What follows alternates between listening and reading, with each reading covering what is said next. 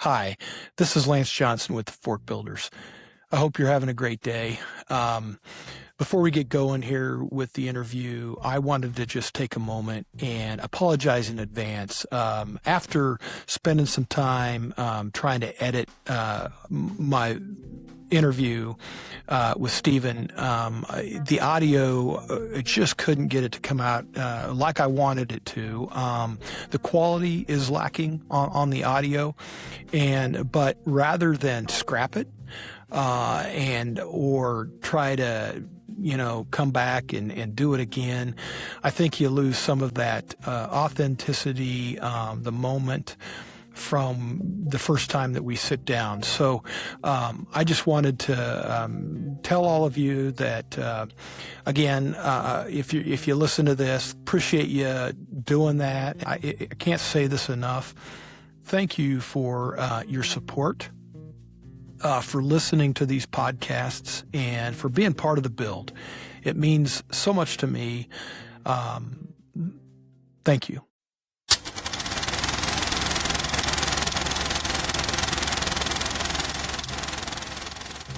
This is the Fort Builders, the podcast where we explore the moments, memories, and meaning that made someone who they are, and discover what we might build in our own lives because of it.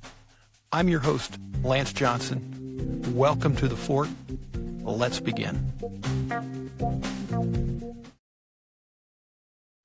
I'm excited about today's guest, and before we get there, I just want to say thank you to all of you out there that are tuning in and listening to these podcasts. And as some of you probably already know, and maybe for those that are first-time listeners, it's really pretty simple. This podcast is just basically about trying to understand how we become who we are. We've all got a story, and hopefully today we'll get to explore that a little bit. But my guest today is Stephen T. Johnson. And I've known Stephen, or at least known of Stephen, for many years in our local community. And I've been a fan of his, and I've been impressed of what he's done. And it's intrigued me, and I've wanted the opportunity to sit down and spend some time with him because it's not every day that in my world, in the engineering, real estate, construction world, that I get to sit down with an artist. And when I say artist, this is, I would say, Stephen, you're an accomplished artist, and I will butcher the accolades, but I went in to just kind of get a little prep for this, and I would tell the listeners, if we were to read your CV or your resume, I think it'd take at least an hour to go through all the accomplishments and awards and different projects you've been involved with. But everything from public art to children's books, and I'll let you kind of expand on that. But before we get real deep, I'll turn it over to you and just kind of understand, what is it that you kind of focus on or do? Well, hey, Lance, it's a pleasure to be on your program first and foremost, and we share a common last name. We do, which has I know it's caused some confusion with our same age kids. Yes. So talking to you briefly before we started all this, it was a good reminder because we both have a daughter named Emma, and it became confusing because they were in the same class. Emma Johnson. Yes. And I think they're the same age, I believe. Yeah. So I've got to ask you, did you pick that name because of the Friends episode? No. Well, we had Sophie, and Sophie, was her double name there in a sense, but second one was a little bit tricky. We wanted a classic name, but no, didn't think about that. But did you?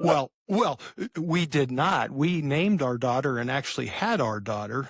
I think she had been born for about a month, and then I don't know if it's the most popular, famous Friends episode came out and Jennifer Aniston named her baby Emma. And both my wife and I looked at each other and went, uh-oh, meaning it's going to be this today's version of, let's call it Jennifer, maybe when my wife grew up. But yeah, ended up becoming a very popular name. We thought we were picking something very traditional, something unique for that age, but it turned out to be pretty popular. I think that's what happens to all parents. I remember in Brooklyn, we lived in Brooklyn, and we thought Sophie was unique. And then on the playground in the urban areas there was tons of parents shouting Sophie, Sophia, and we're like, oh goodness. So yeah, one of the most popular names in children's books too. If a lot of leading female okay, characters are Sophie. Sophie. Wow. Well, at a certain point, that's sort of the way the world works with interesting styles and influences. They sort of pop up globally, not necessarily names, but ideas. And it's fascinating how that works. That's interesting. Yeah. Well, I appreciate you taking the time to be here. Yeah, well, I'm interested in the concept of the idea of forts and fort building and what you're doing with your podcast regarding building community. In fact, I mean, I suppose most of the folks that you're dealing with are with the local or regional that you know so far. But, how do we shape our community and each individual is a participant in building a larger fort that we all exist in. And I think that's an interesting vehicle that you're doing. And so by doing so, it makes us closer. I think it builds a stronger community and sense of connection. And that's all great because we're so siloed out in our world. And I teach a class or two at KU every semester, and I'm always thrilled when I'm having they're illustration students, art students, and so if we happen to be wandering around or drawing outside or something, and another professor's wandering around doing something, maybe geology or whatever, if they're doing something interesting, I'll stop and have my students go over and see what's going on, because we are a larger, it's just the university and education, we're always learning. So anybody doing anything interesting is, if we have the moment to stop and pause and listen and pay attention, I think it's a wonderful gift. I certainly enjoy it.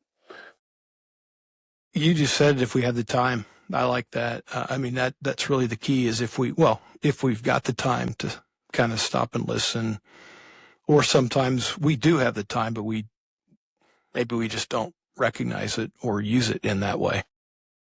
Well, you're in the world of podcasts, which are just ever present.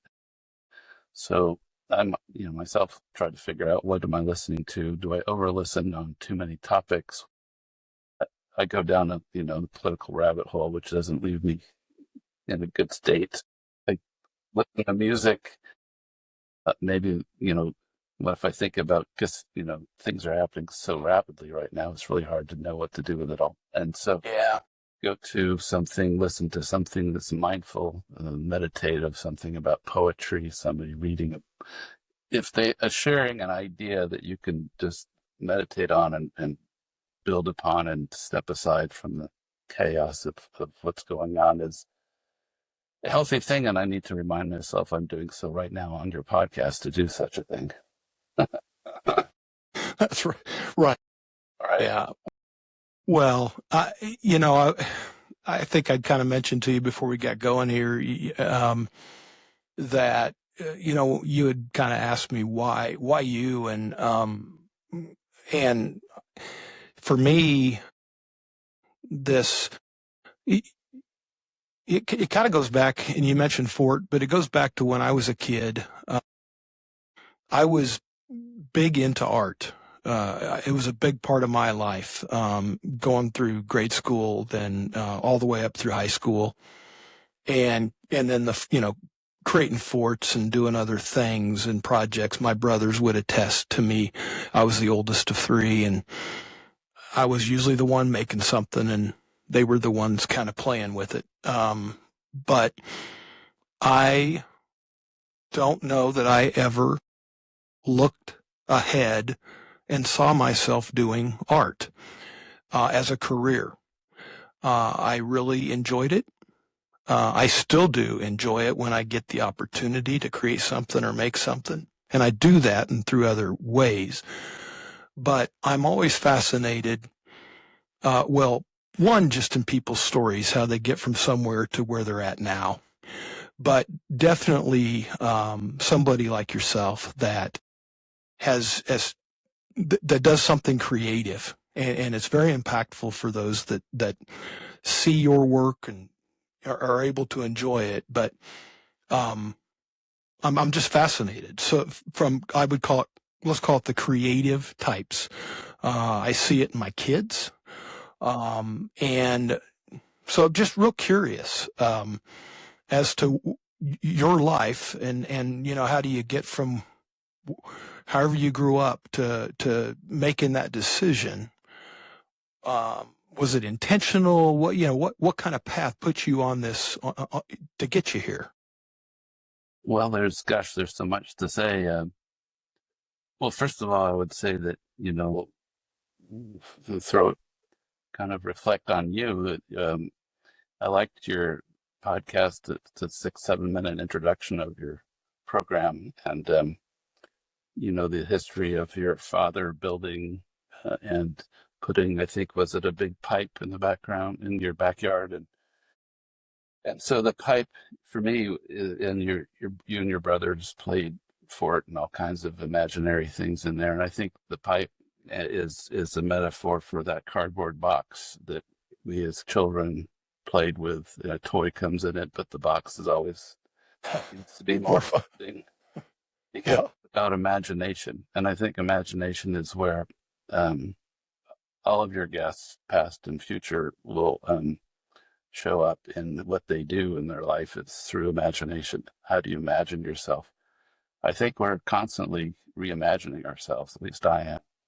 Um, and that begs all kinds of other questions and directions of failure and successes and all these avenues that take us down a path that leads us to nowhere. Or recently, I've been contemplating the idea of the power. I'm talking to a friend of mine about the power of saying no to something. Mm.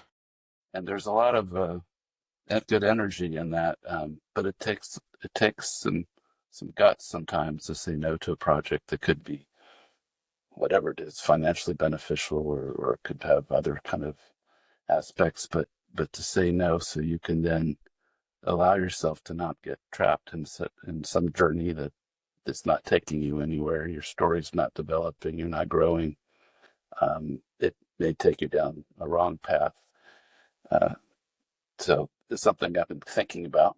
And but back to the idea where things come from, I think it's about forts. I too built all kinds of things as a young little boy, and it comes with having a very supportive and creative parents. And I think I'm lucky to have been born into a family like that, and I really knock on wood about that. They're both French professors, so we grew up here in Lawrence, and then we lived in France periodically. So this cultural change periodically was the uprooting from both cultures was at times alarming and frightening, and magical and wonderful. So uh, I credit that, and so that's part of who I am. I've got the sort of the French culture. So even the word fort in French is fort. It means strong. It means powerful, and you can speak with. There's all these different wonderful layers of the word fort in French. I won't go into it all, but it has a lot of neat meanings. And so, again, I think with your podcast, the idea of a fort is really interesting, and that's the metaphor maybe we keep coming back to as a context of building, like I might have mentioned earlier, community in our own world. But it's not something. I think we think about it as in terms of walls and closing in and sort of barriers and fighting against maybe enemies in sort of military way, but it's not. It's completely, could be much more open and encompassing and enlightening. And, when we, our forts that we build for ourselves, hopefully will be built upon others who will take it and finish it the next generation, that we don't close the walls, close the doors to our own thinking. They become, our children will figure it out. The next generation will kind of go, oh gosh, Stephen did this cool thing. And then that's how art styles go. Nothing's necessarily exactly new, but somebody finds something that an artist did, a musician, a dancer, a culinary chef, somebody cook something a certain way, and all of a sudden, the avocado phase happened, and then there's, whatever I don't know what I'm thinking, I can't think right now, but there's some flavor that becomes, it's like the names Sophie and Emma become popular all of a sudden. Right. Um, using gut health becomes interesting. So all of a sudden we're doing kombucha. But that becomes part of the zeitgeist of the moment. But somebody had to start it, and so Right. there it is. Well, it's interesting. You've brought up kind of the metaphor of the fort a few times, and you'll appreciate this. I put intentionality in it's called the logo, and there's a reason there's one side that's not finished. And it's you can look at it however you want to, whether that's a door or it's still open, but we're all building it. We're building this together, and it's yeah. It's not meant to be walled off. I mean, there is a structure to it, but yeah, appreciate you kind of saying that. And the other part, kind of metaphorically, is the value that or everybody's valuable. Everybody's got a story. Everybody's included. And some have maybe recognized their story or where they come from, and others haven't, but it's just taking the time to sit with it, to sit with others and understand it. So you mentioned we could go all kinds of directions. So like success and failure, is there anything you look back on that might have felt like failure at the time, but maybe is more, you might define it as success now, or you look at it differently? Gosh, I'm failing every day, to be honest with you. There's the eating habits and exercise habits. There's some failure right there. I want it. Well, yeah. You know,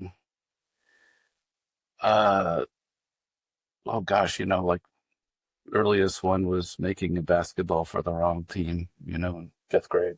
Oh, Something like that, where I thought I was hot stuff, and then it was like the wrong team. And then, there's sports things that happened, and other kind of things, or embarrassing moments in a classroom that I talked and got called out, things like that. It still haunt me, that kind of stuff. I'm generally a pretty good kid, but then, when I got called out, that still is something that sort of echoes with me. It's small potatoes in the grand scheme of things, but yeah. anyway. Yeah. Yeah, so the failures are sort of kind of always there. But so now I'll tell you about something. So one of my things as a visual artist and a freelance person that makes my money through art, and however that is, it's a pie. Imagine a pie. So I teach a class. I do some private teaching lessons, and I have private commissions, or I'll have a public art commission, and then maybe occasionally a gallery sale or show or something, like museum stuff. So all this kind of stuff is part of the equation, and they're not all happening simultaneously. And sometimes some are more happening, and others are just very quiet for a long time, maybe a couple of years. Children's books, for example, when they're big, it takes me a while to get a book out.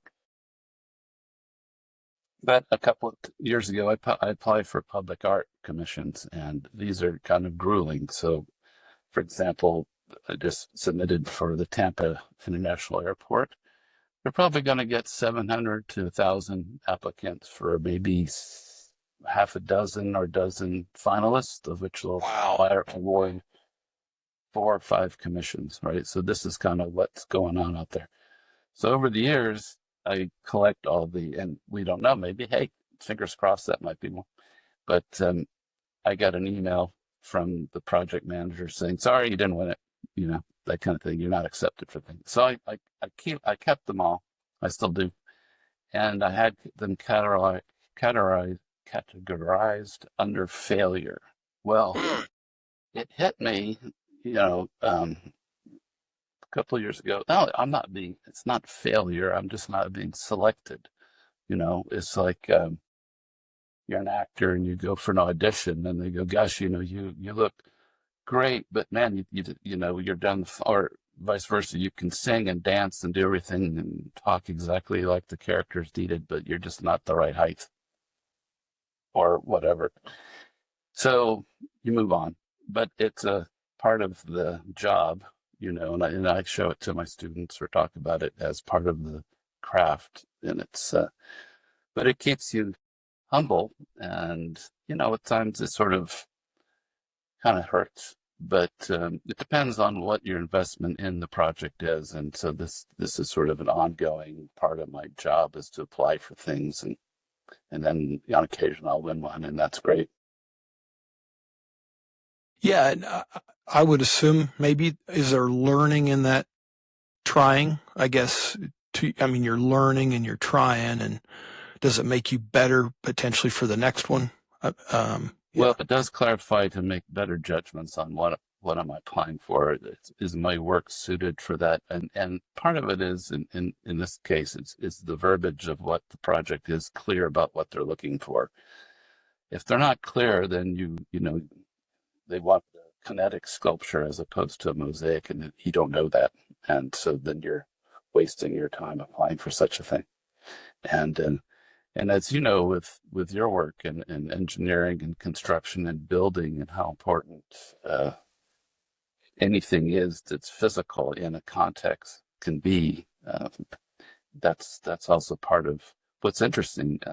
Why I like it is it's about turning something that's mundane and banal, a space that no one really thinks of in any regard, and making it beautiful and transforming it into something of joy and sort of something that celebrates place. And people will look at it like my murals. I have these big mosaic murals in the Brooklyn subway and one in Los Angeles, and so thousands of people are seeing these things every day. And it's fun when I go back, particularly in Brooklyn, and I'll talk to the cops or people working the construction around there. And recently they were putting in elevators, so I go up and I tell them, hey, probably don't know this, but this is what this all means, and they're like, whoa, really? And they get a kick out of it. And I bet. And yeah, so particularly like the police are kind of fun because that's their beat. And I remember a couple of them were like, oh my God, I've been staring at that thing for 15 years. I didn't know. And they go, oh, I like to paint and draw. So you have these kind of conversations. And so hopefully they'll look at it differently, and they'll talk to tourists and community folks and share a little something if that's something they happen. I've been to New York a few times. I love it. But I have not been to that subway station. I need to. I'd love to see the mural. But would that have been a similar process to Tampa? So did they put out an RFP? You responded, got selected. How does that work? Yeah. So for your audience, an RFP, I always forget, with request for qualifications, I think is what it means. Generally, it's a 1% budget for public work. Something to be repaired or built. Like we were with the police station here had a 1%, and I did a 1% piece for the sculpture down at the Welcome to Lawrence for the Sesquicentennial. Anyway, so yeah, in point of fact, in that particular case, that was my, I had done work for the subway system. I made posters that were throughout the system, and I had slides in the registry, and they called me one day, said I was a finalist, so I didn't even apply. So that was really exciting. I didn't know what that meant, and I had to learn about architectural plans and drawings, and I sort of was beginning to learn Photoshop and try to figure out. I said, "Well, what do you want for imagery? What's going on here?" And they're like, "Whatever, just do some research." So I'm like, okay, and so I did a deep dive in the Brooklyn area, the downtown Brooklyn, and got the history, and then developed the design proposal, flew to New York, and did my little dog and pony show, which is terrifying, and then kind of got it. But generally, that's, I forgot your question. Goodness, was it the submit to these things or? Yeah, well, yeah, what does it take? Well, and I know you've got some stuff in Love Field Airport, and you just mentioned Los Angeles. And I guess my question would be, how much work do you have to do or provide them? Obviously, you're not doing full scale, but do you have to pretty much share what it's going to look like up front? So you have to do a lot of the design up front. Yes. So, for example, I've been a finalist for quite a few things in Kansas City in the last 2 years. So I'm one of four people, and I did not win it. I put an enormous amount of time into it. It's like an architect designing a building, and Right. and and then through Photoshop and placing it in context, it makes the panelists and the jury able to visualize how it will look. And then I break down my concept and budgets and how much it's going to cost to fabricate it and install and all that kind of stuff, which is getting increasingly expensive with tariffs and all this kind of stuff. But yeah, so it's about visualizing it and seeing Yeah. how it may take shape. Yeah, I think that's something if you're not in the industry, so if you're not doing what you do, or in my industry, the buildings or the projects, sometimes the amount of work it takes to let's call it paint that picture, create that vision, so that whoever the selection committee, whoever's picking you, can kind of get their arms around it and kind of see it. It takes quite a bit of effort a lot of times. Yeah, changes can be made, and I'm very much open to changes. Public art is I love the idea of just working with others, and it's just because I'm in a kind of a lonely business, so it's Yeah. great fun to work, particularly on the occasions I've worked with mosaics. So I work with a wonderful company in Germany called Meyer of Munich, and they know me well, and they translate my work beautifully into mosaics, and so it's just great. And they ship it and install. I mean, it's once I'm done with I'm sort of the project manager and over, and it's wonderful. Well, I went to your website today and I saw it was interesting because I think you had a picture there of the mosaics you're putting in Love Field, and there's a picture and you've got a hard hat on, which I thought that was interesting. You look like you're a contractor there, but to your point, other people are installing your vision. I mean, the artwork, the mosaics, and that's what it looked like. You're there kind of managing that. And like you said, it's not just you. You actually have it's like a construction project. Well, they made me wear the hard hat. It sort of falls. Yeah, it looked good. You go into a work zone and I have to take liability insurance, and I'm not on the scaffolding. I'm walking around, and then watch people put in the stuff, and then it's like, talk to the project manager where we're going to go to lunch, so, Right.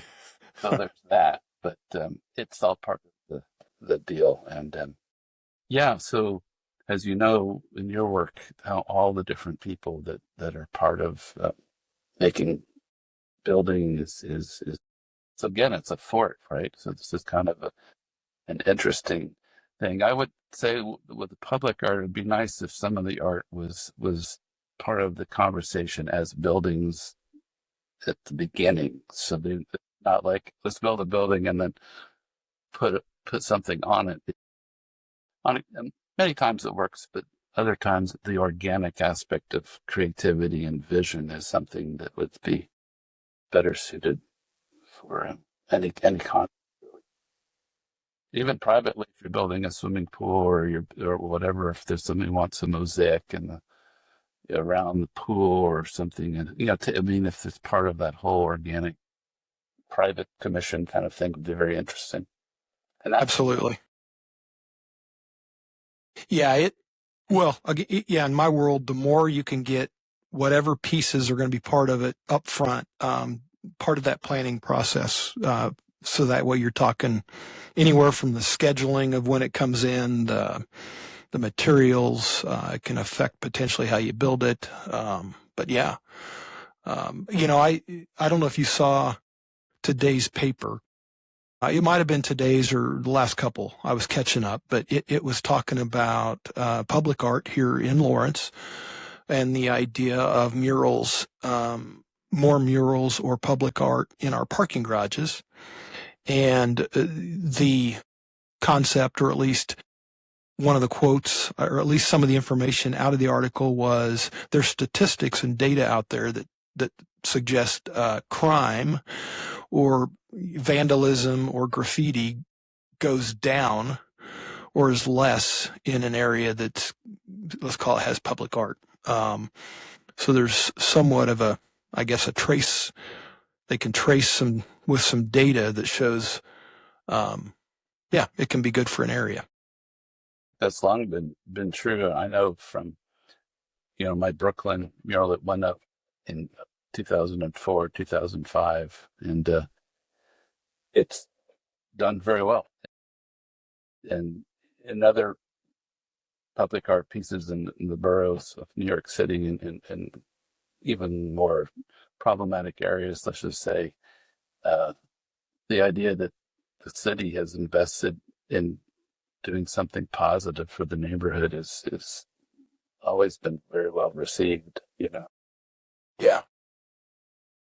So I think that's true. I mean, look at Detroit. I think with their murals have gone, it really helped make that city transform some of the areas and whatnot.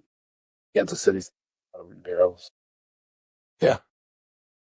Art. Well, what's that?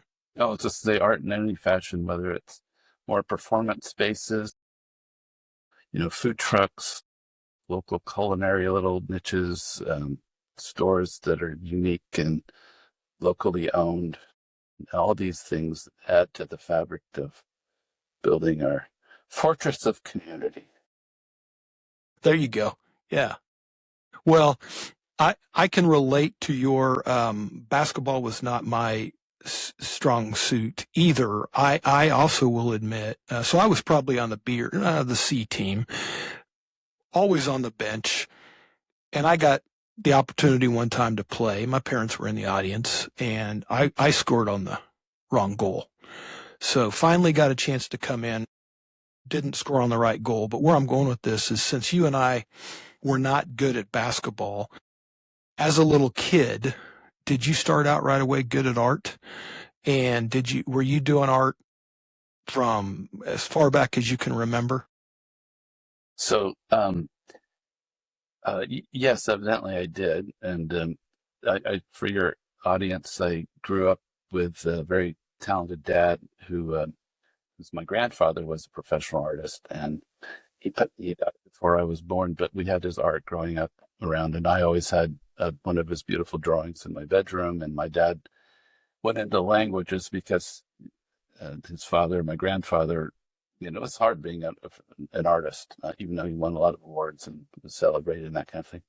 So my dad, who has a natural gift for creativity, went into languages.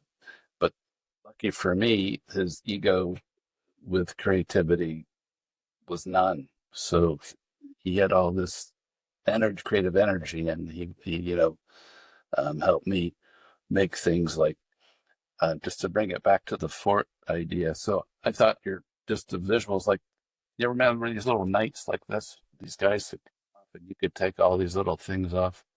Well, Yeah. one Christmas when I was maybe in second grade, we're out my grandmother's on Long Island. I got all these nights. Well, it's Christmas break, so he got out all this construction paper, and we just started building this castle, and took little markers and drew every little stone and a drawbridge and a tower for my nights. Or then you would take, cardboard box and then we'd make a diorama, put my little dinosaurs in there. And so um, that was kind of Dad, and he was always my biggest champion. So that was his favorite artist, which was really great. So I had that kind of gift, and then in school, apparently I was always good at drawing, but I look back, I wasn't that good. I mean, really, I've got freshmen that come in at KU that are outstanding drawers. I was never. And when I got to high school, I went to Lawrence High School. I discovered the guitar, so my passion was then going into rock bands and music. Okay. Yeah. So my art kind of lessened, and even my French horn playing kind of went downhill too for the band and marching band. But speaking of forts too, I got in this one band, and it was great. They had practice over, I think, in the Hillcrest area was a buddy of mine.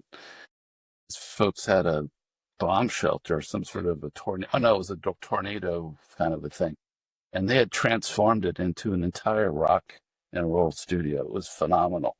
They had lumber, and they built stands and coffee, Folger coffee cans with light shows and stuff. Their guitar player quit, and then they brought me in, and it was like I was in heaven. So I was in this rock and roll fort. Wow. It was phenomenal. And it was hard to pay attention in class in school. I just want to go home and practice. Play. Yeah. And I'll just say one thing about the guitar thing is that I don't really play much anymore, but the idea of a skill and a dedication to craft, whatever it may be, is repeat practicing and honing it in. And I got better and better and better. That muscle memory, then when I finally decided in college that, I'm not going to be a band guy. And it really shifted that muscle memory to art, drawing. That was really important. So I celebrate anybody who's passionate about anything. So if you dedicate yourself to whatever it is, back to cooking. Like we all cook, but somebody's just passionate about it, and maybe they go on to do something else. But that memory, that experience of transforming and making is so important as human beings. This kind of makes us who we are. Well, it seems like anybody that I learn about, it takes time. It's never something they just did it and it could do it overnight. It is something that usually it's a craft, like you said, muscle memory, and it's kind of just sticking with it. That you learn it and you get there. Yeah. Did you have a name for your band? Well, that band was called Heist because I don't think all that material was gotten legally. But and then we played another band called Wizard. Oh yeah, you can see it. I have a bit of a YouTube thing. I'm not sure you can see or listen to my Battle of the Bands at Hashinger Hall. Really? Okay. 82, whatever, 81, I don't know what it's. And I broke my guitar string on the first song. It was a cover of Van Halen. I think maybe. Crazy hair, but wow. So it's fun. And at that time I worked in a restaurant called Cornucopia here in town. I remember. And I loved it. Yeah. I started as a dishwasher because I didn't know anything else, and then I moved up to a line cook, and eventually I started waiting tables. But this idea of a fort, again, I like to keep coming back to that because in a restaurant and in the service industry, we're all working under a restaurant or a Dillon's or whatever it is, and we're having to negotiate things. And the wonderful thing about that, it teaches us so much about community. there was a fellow there that couldn't read or write that I worked with, and I had to help him write out labels and things. And then other people getting their masters at KU or having other lives, and then they introduced that to you, and it was most satisfying. And I just very good memories of that. I've met some people that have kind of grown up, let's call it, in the restaurant industry, restaurant business, and they said it's a lot of fun. It's can you bond with your team, and it's like the energy and the adrenaline each night or whenever you open, and then you're there kind of not putting on a show, but it doesn't stop. It's live, right? You've got people coming in and you got to make the stuff. You got to make the food. You got to, and get it out to them. And it's almost like a show. I would assume it's probably kind of like, going on stage for a musical, and that energy, and you're all doing it together. Yeah, and you learn, for example, like the restaurant industry. So you've got to deal with human beings coming in. They could be lovely, cranky, belligerent, Yep. disruptive. You run out of food, or you run out of a dish, and you deal with the health department coming in. You've got all kinds of things, and it really helps you become a larger aware of, well, it becomes, I don't know what I'm saying, you just become more aware of what it is to make things work, and how to negotiate humans, ushering them in and out satisfactorily. And I'm not pronouncing that word very well, but you know what I mean. Yeah. So when did it turn into, this is what I'm going to do? I guess, did you get a fine arts? What degree did you get at KU? And then was that your path? You knew coming out of school you're going to pursue what? Did you kind of have a vision of, hey, I want to do children's books, or I want to do public art? How are you going to make a living at it? Well, so just a nutshell. So I had my whole band, the music thing, right? And then I went I was on a drawing track at KU, which I don't believe exists anymore. So I went to France again for a year abroad, my junior year. But before that, I started getting very interested in illustration, and I loved the idea of being printed and in magazines and just seeing your work out there. And so I went to France and brought my guitar and never touched it hardly. My entire musical taste changed. I knew when I got back, I'd have to really work hard for a couple professors that I admired. So I stayed for 2 more years and got a double degree, one in painting and one in illustration and design, with the intent of moving directly to New York and freelancing. And that's what I did. The last year, even in college, my senior year, I started showing my work around, and I got some commissions from the Kansas Alumni Magazine, Kansas City Star. I had a show at Paradise Cafe and other places in town, sold work, and really hustled, and then moved to New York, and that's kind of what I've been doing ever since. It's still a hustle, Still a hustle, yeah. My job is. So here's the deal. I don't look at myself as an artist or anything. I'm in sales. Seriously.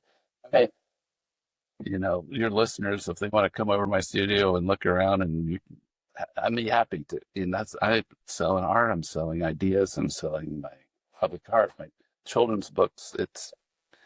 It's really that. Sadly enough, I mean, I wish it wasn't having to always find work. That's the nature of the game. Yeah.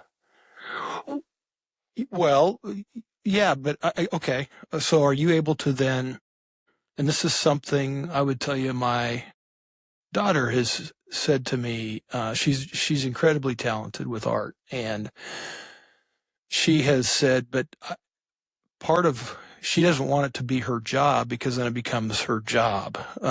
She wants to enjoy doing it. And if that's making sense. So I guess where my question's going is, are you able to do stuff not for not to sell, just for a passion and just to get creative and not worry about getting paid? That's an excellent question, and not enough.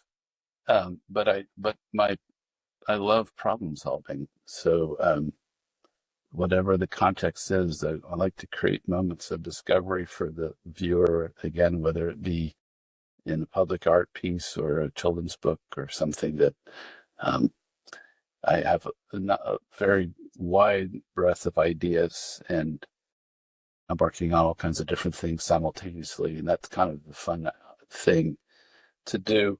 And then occasionally, of course, I'll stop and just make some paintings and stuff, but Yeah. there's no place to put it or reason to do it, then I'd rather put my energies in coming up with another book. And I'm in a Yeah. very lucky position as being you know, for example, a public artist or a children's book author, illustrator. It's so easy to look at my work and judge it quickly. You either like it or you don't. It's a visual thing. So if I was a poet, you'd have to sit with my poem, read it. If you wanted to listen to my if you're a recording artist, you have to listen to the album. Yeah. So I'm in one of those very rare kind of fields where people can decide very quickly if they care for it or not. Well, that's a good and bad thing, but there's an immediacy to it that's acceptable. Yeah. So that's kind of a win. Does it bother you when people don't like your stuff? Yeah. I'm trying to remember when this ever happened, Lance. Everybody likes it. Well, I try my best but there's Yeah. it's all fine, Can't please everybody. No, you can't. But it was kind of going to another question that I think can also keep people from doing some of this is the fear of rejection, because you get maybe pretty personal with your art, because it's you, right? You're doing it, and rejection or embarrassment, whatever you want to call it, that fear's real. And for example, the Lawrence Art Auction just happened 2 nights ago, so where all of the artists involved were being judged by the work we put in and the work value. yeah, Is it our best work? Is it not? Is it something so no one else in our community is being judged and compared in that kind of way, So that's a tough thing to address. Or for another thing is I don't really read the reviews of my books on Amazon. I mean, somebody could tear a book apart very quickly. And, right. And what are you gonna do? So, but I did have a book came out about music, and the very next morning, and this is an interesting thing for your audience too, is I ended up getting this terrible email from a librarian in Boston who just destroyed my book and said, "What the hell? How could you make a book on music and not have so and so in it?" And just and the heading was something like irate or something. I mean, it was that bad. And then I'm like, oh my God. And so then I sent this to my editor in New York, and she goes, "Oh God, don't answer these people." And then I'm like, no, I'm going to answer it. And you know what I did? I'm going to plug Brene Brown and Harriet Lerner. They have this wonderful podcast about apologies. If you have, I've listened to it. I need to do it again. I've listened to it many times. It's a 2-part series. But they go through apologies, take all kinds of forms. It's probably one of the hardest things to do is do an honest apology, because you can't expect anything back. You just give it. Anyway, they also have things like how to address this situation. So I thought about it, and I sat with it for a minute, and I said, okay, well, I'm going to write this person back. So I said, "You're right." So you agree immediately. And then I said, "I didn't include, who it was, and I didn't include this, and I wasn't even including this. I couldn't include that. but I'm super proud of what I did. So then I own it, and I'm not gonna. And I said, if I could have one kid fall in love with music because of my book, it's a success. So, and I said, I hope you take a moment to look at this in a new light. Sincerely, Stephen. Keep it high, own your stuff, don't back down. And I kid you not, 10 minutes later, she wrote back and said, "Oh my God, I totally overreacted. I'm going to give you a good review." So I don't know where I was going with all that, but it's interesting. And I still find it's really good to listen to somebody, even if they do not like your stuff or whatever, have a problem with it, acknowledge it, um, but don't let down your who you are and what you stand for. Yep. You believe in it. Yep. Yep. So that was Brenny Brown and you said Harriet Lerner? Yeah, and Harriet, Uh, I think she lives in Lawrence or in Topeka. She's yeah, I think she's in Lawrence. Well, at least I've heard that name, and I feel like she is. They're marvelous. She's a New York Times bestseller author. Yeah.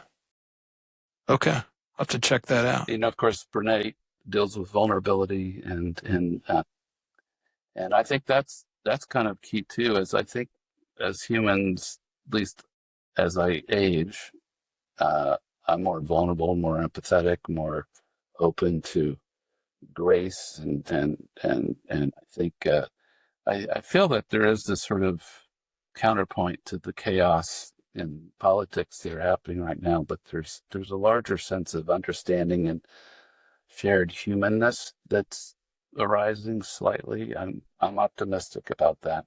It's showing good signs. Yeah. Yep.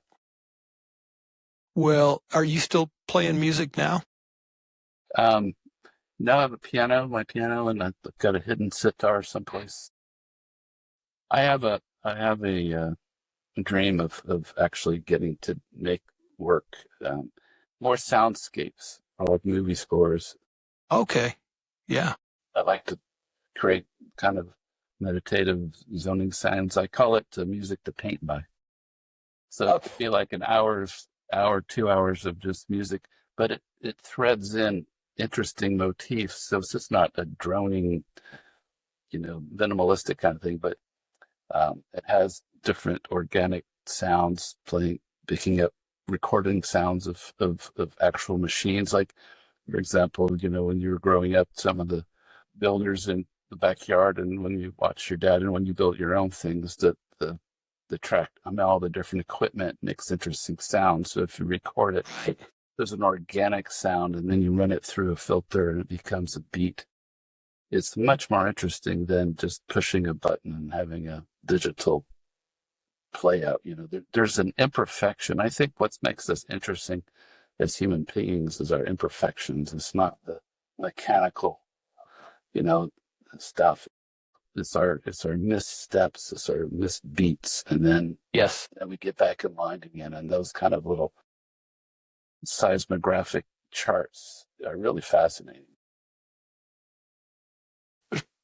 That probably goes to why phonograph or records are popular again, that CDs and those are too clean. We like the crackle of the needle and the dust in the groove or whatever. It's like old film with the vertical lines coming through, and they kind of dance Yes. through it, Yes. And there's something really charming about that. And Yes. even I think I'm not trading in my HDTV though. I'm going to keep it. oh, good. But even photography, people are going back to the dark room and less digital, and Right. printing. Yes. With chemicals and materials. And I think collectors want the hands-on material that the photographer was actually in the darkroom making all this stuff happen, and not just pushing a button and printing it out. Right. So that kind of thing. Therefore, craft is always going to be something interesting, something unique that you can own and possess. And that's what I love about artwork I have of other people. It's great. Yeah. Well, you just touched upon something that'll it goes against the AI, then it's that push the button and create it. But people want the other. Yeah. As we're all getting used to it. It's a useful tool. It's very helpful in many ways, and Yeah. can get you to get to that real product, and that's okay. Like fax machines back in the day, and Right. Google now, right? So internet that didn't exist. Right. So it's a tool. If we treat it as a tool, it's a sort of a generic tool, I think we'll be okay. But it's ultimately our humanity and our humanness and our own individual ideas which makes us unique. And I think can't come up with those. So if so I'm asking you to put yourself in, I guess, the perfect environment that's most conducive for you to create. And what would you want to create? Like right now, what would it be? What's your favorite thing if you just had the time and space and... Well, right now, I live sort of in the present moment. My creativity is being live with you right now. That's yeah. where my energy is, and not to make light of it, but that's a good question. I think I have. Well, right now I'm working on a number of children's book ideas that have interest, and that's kind of where I am. But I do kind of maybe do a couple things at the same time. Okay. Yeah. I guess I was thinking, do you like the painting? Do you like the drawing? Do you like and is it black and white? Is it color? Is it more abstract? That was where it's probably coming from. More just, is there something that fits you more? I'm hearing that, you'll adapt to potentially what you're being asked to help with, whether it's a children's book and you'll adapt your style, or if it's a public mural, certain things, but for whatever project's calling for it. But if you were you got a canvas or something in front of you, is there I'd like to just do this? Is there it goes back to a basic? That's a great question, and I'm a very curious fellow in that regard, because I don't have. No, I'm searching for my jeans that fit. If it's in front of me and I start tinkering with it in oils, and hey, I'm into oils right now. If I'm doing a collage, gosh, I'm so into this. But then at the same time, I kid you not, be like, gosh, you know what? If I was in Photoshop, this would be so easy, because I could just, and I wouldn't have this mess on my hands. Or then, Photoshop, I'd rather just draw this thing, or whatever it is. And, there's that aspect to it. A lot of it, though, to be honest with you, is just working with unexpected materials and becomes something interesting. Everything is interesting in its own way. Paperclip to, use tissue.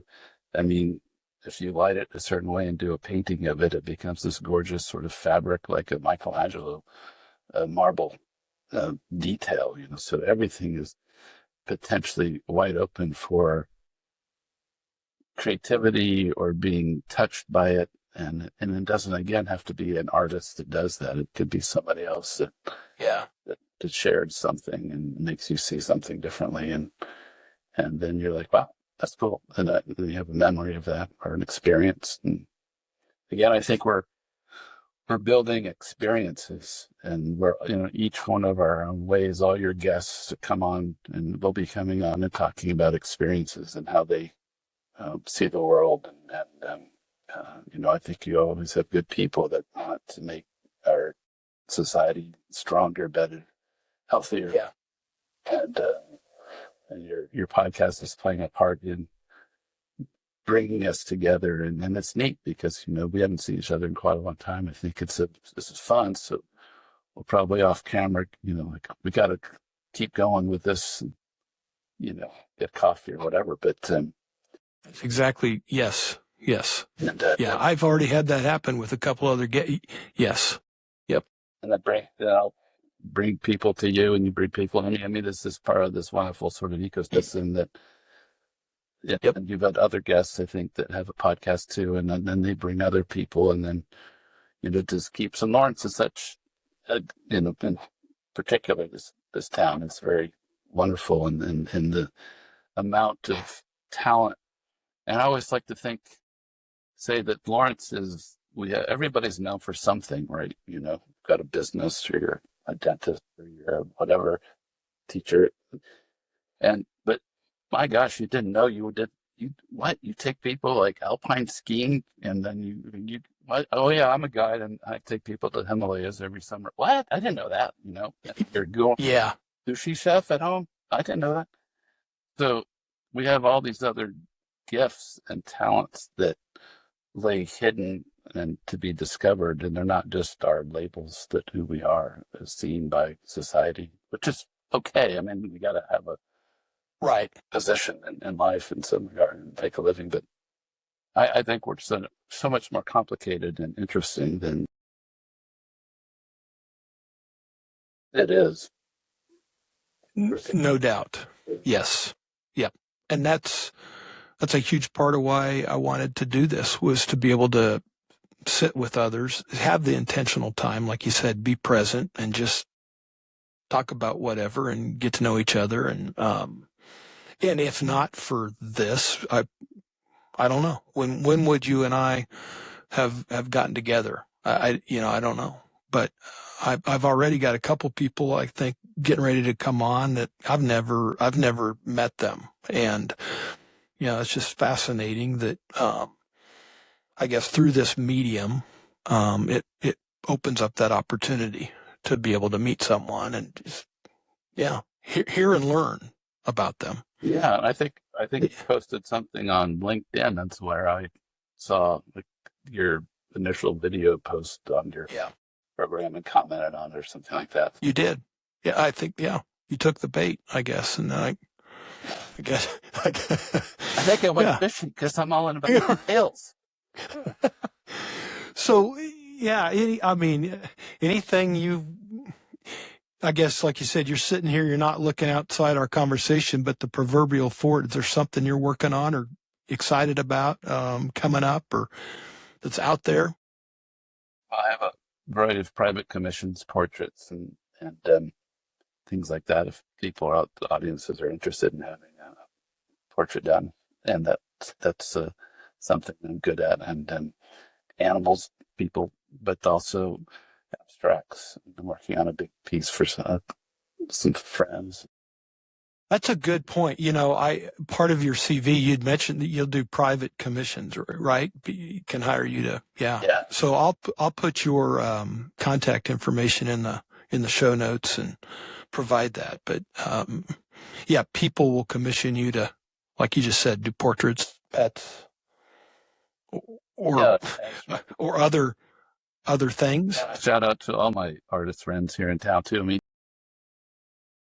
years ago, I gave a presentation on collecting to the Art Center, and I think people were a little shy about calling an artist, and can I don't know what I want, or can I come over? And it's totally fine. We all have tons of work, even if you don't want to commission anything. If you like something by anybody, we all have sketches and little throwaways, and it's not like big money. You can walk away with something. Just taking that phone call and same with the musicians. Like, I really like your reach out. I saw the KU dance performance, and there was this lovely sound, and I found the artist in Kansas City on Instagram, and I wrote her. I said, I love the music that you had there, and we started up a little conversation. She can send me a little disc of her sounds, and so you discover things that way, and to not be scared or shy of calling anybody in the creative field. Just talk to them, and you don't have to buy anything, you don't have to commission anything, but again, it's just opening up that door of exploration and seeing how another person works. I love going and seeing other artist studios, how they're thinking, where they tinker on. I always learn something. I didn't know how you're mixing this together. mediums or whatever it might be, material. Like, wow, that's Right. cool. And I have so much to learn myself, so it's just a journey, you know. Like I said, I'm still trying to fit those pants, get the right size, right colors. I don't know if I'll ever figure it out.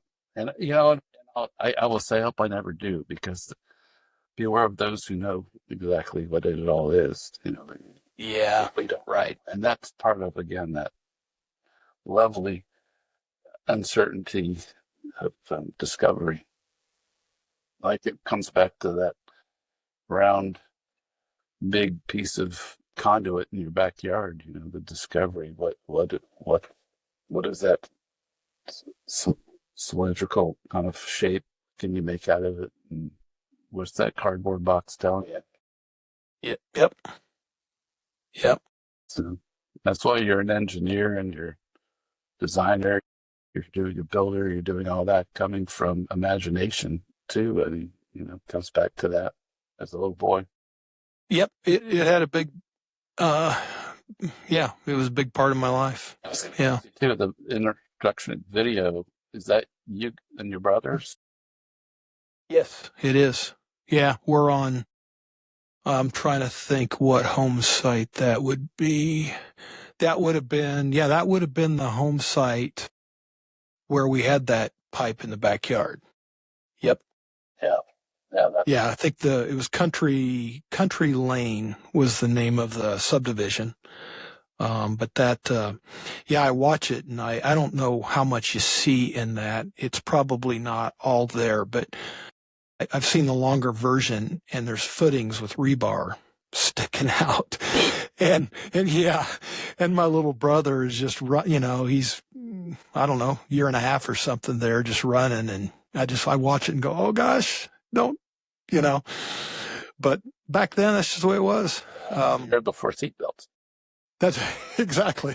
That was back in the day, no seatbelts, nothing. But yeah, that was my brothers. I don't know if my mom's in part of that. Well, no, now that I'm thinking about it, that's a different, you're seeing that's another house in Goodland. My dad was widening the basketball court. I think two of my brothers were putting dirt in the back of the truck, Wow. just playing. Yeah. So yeah, I grew up around a lot of dirt. Why'd you write it? Yep. Basketball again. Another topic. What's that? You brought the topic back to basketball. Basketball? Yeah. I wanted to be good at it. Yeah. I was on the Lawrence High swim team. I was the worst one. I thought it was hot stuff at the municipal pool. No one told me about Aquahawks. Yeah. Anyway, you know, the home meet, I'm in my little Speedo. I dive in, my goggles go down, I flip turn. It took me half the semester to learn how to do flip turn. I kick off, I miss the wall, disqualified.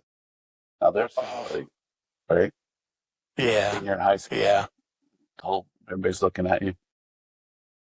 But I stuck with it. And then years later, my coach, his wife, they moved to Georgia, and I went to a children's book conference, and he was there, and she was a librarian, and he walked out and goes, man, glad you didn't keep with the swimming.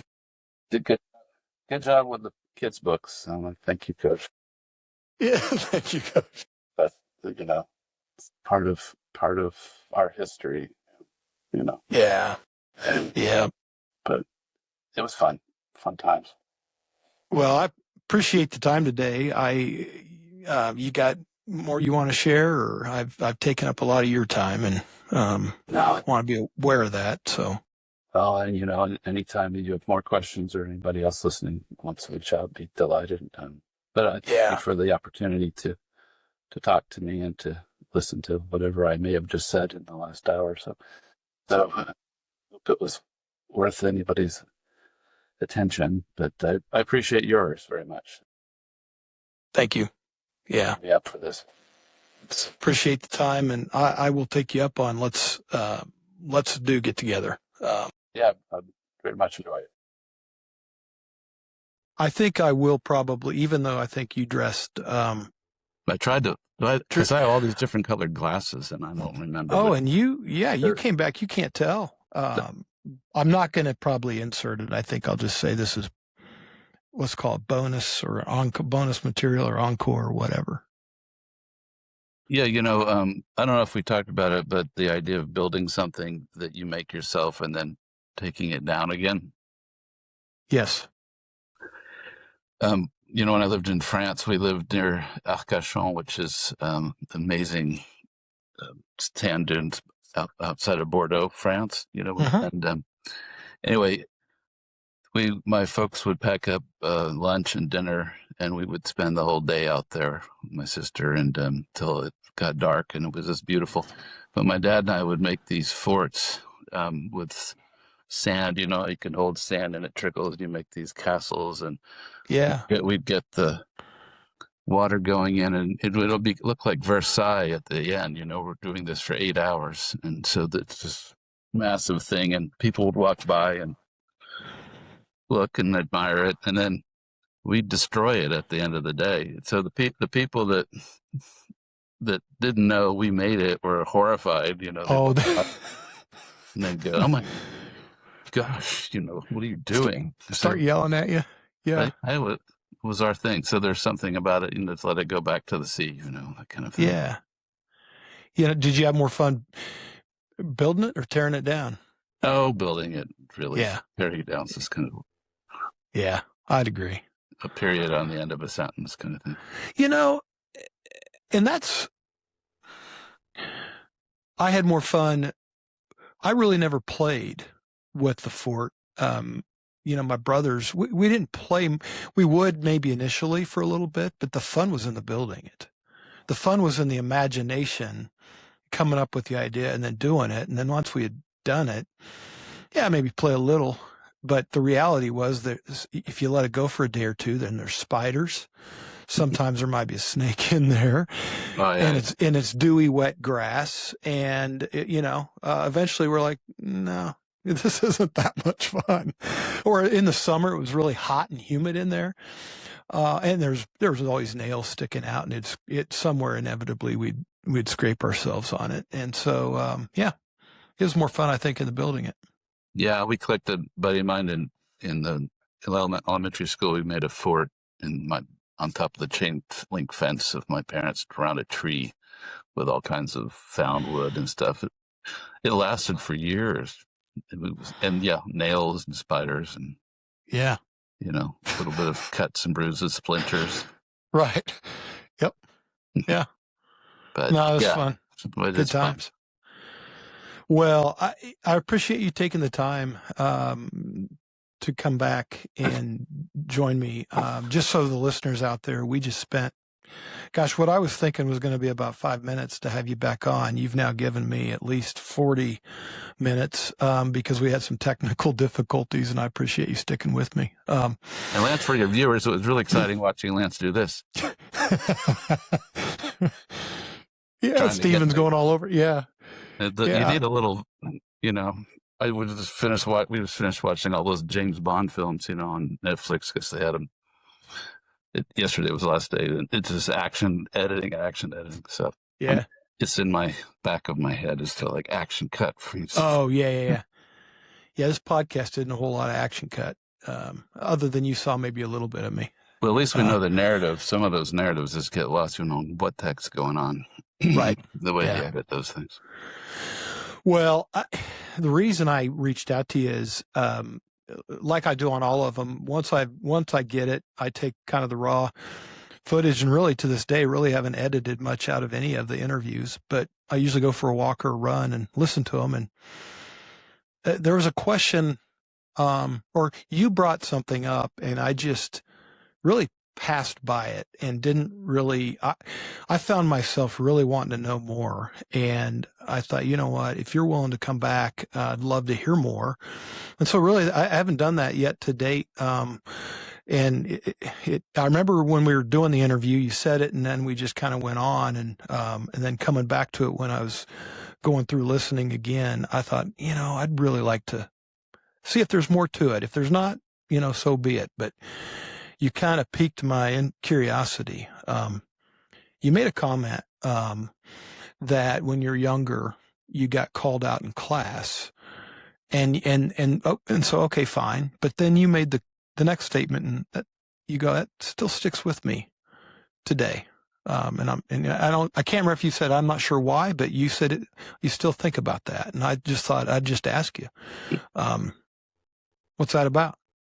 Well, I think it's about I try to be a nice guy and the good student, the good kid, and um, but it happened. Well, it's not the only time, but this one in particular, I played French horn in the orchestra at Lawrence High, and we're in the band, and I must have been just being typical junior, chatty, ignoring what was going on, and we had a really important guest conductor, and he stopped the entire group and just called me out in front of everyone. We're talking my whole classmates and everything.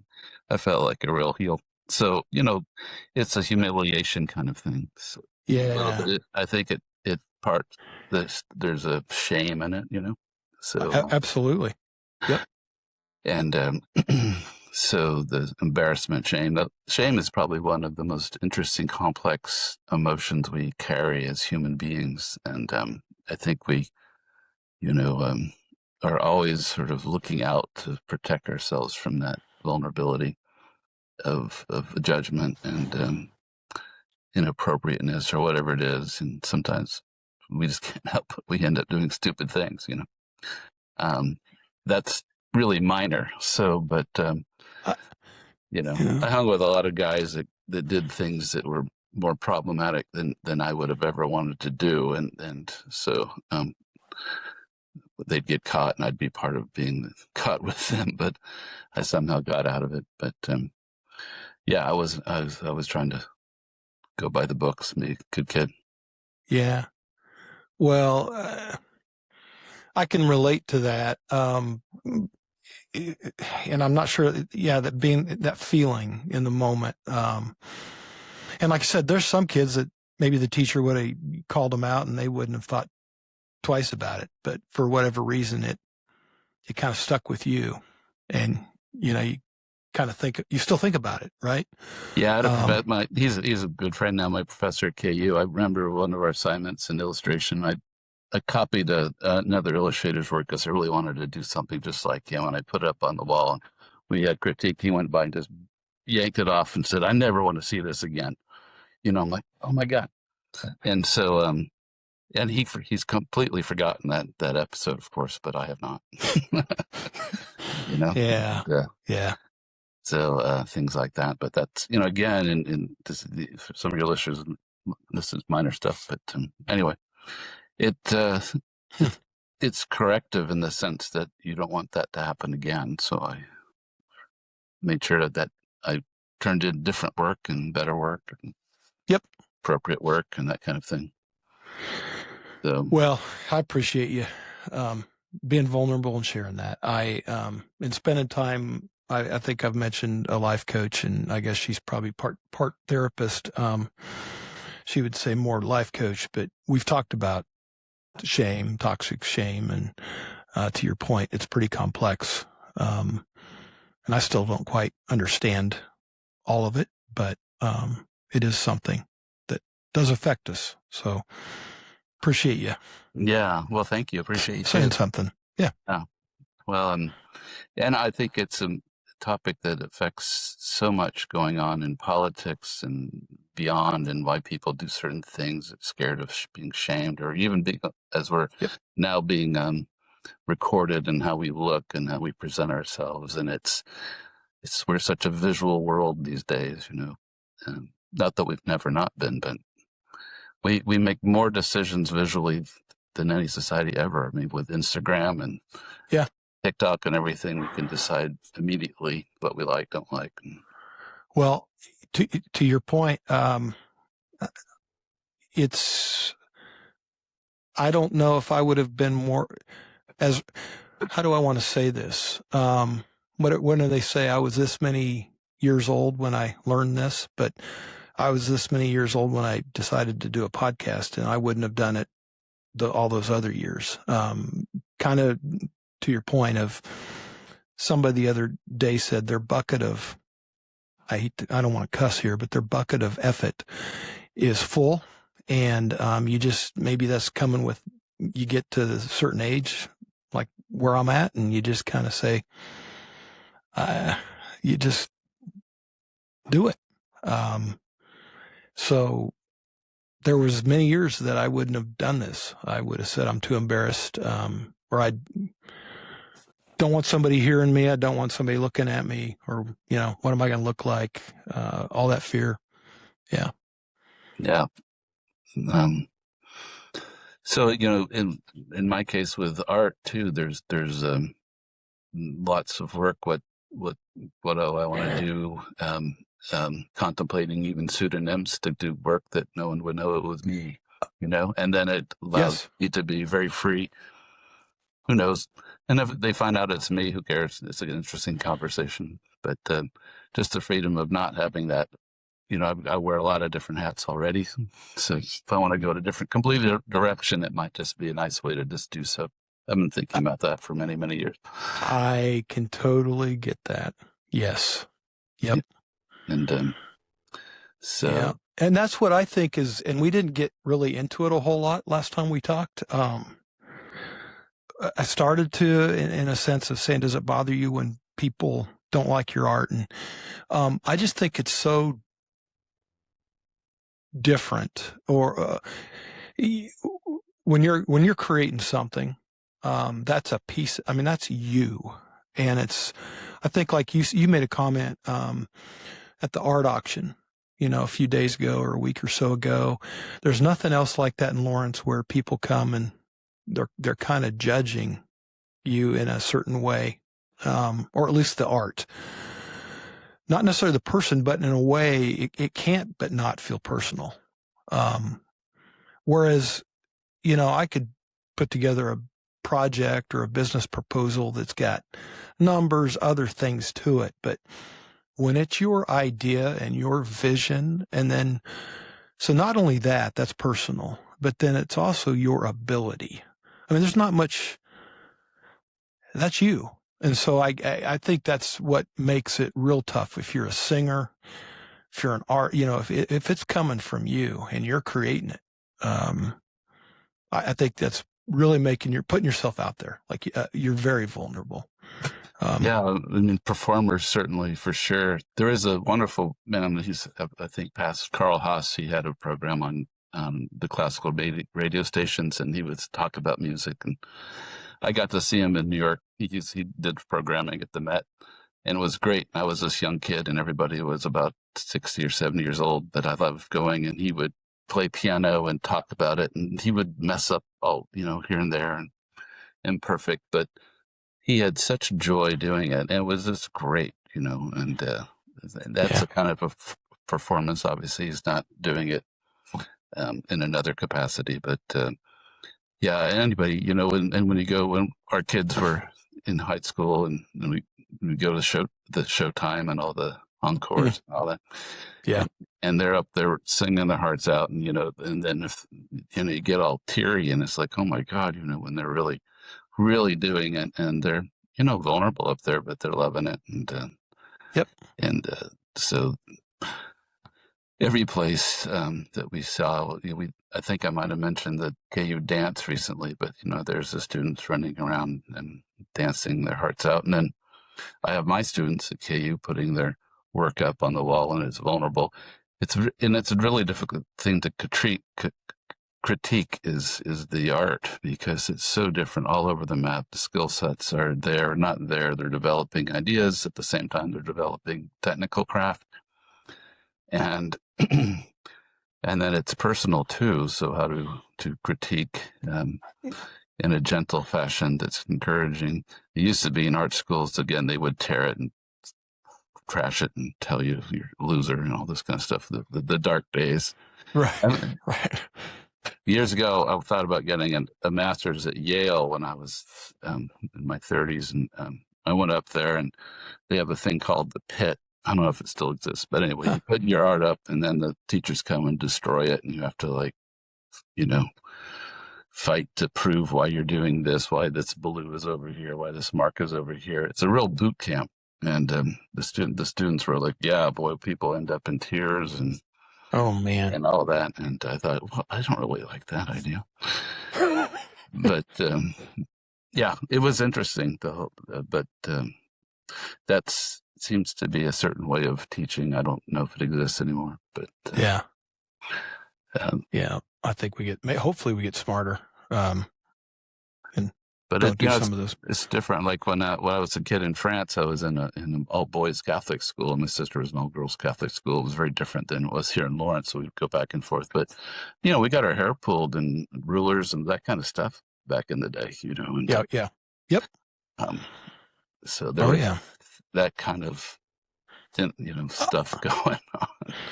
I remember, I think, being swatted on the behind before by a teacher.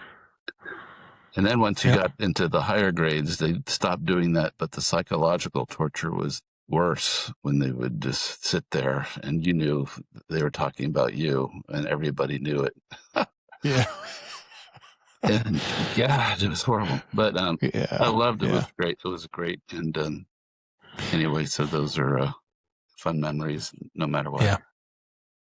Well, Stephen, thank you for the time here in, let's call it the fort, and for being part of the build. Really appreciate it. My pleasure. Thank you for having me.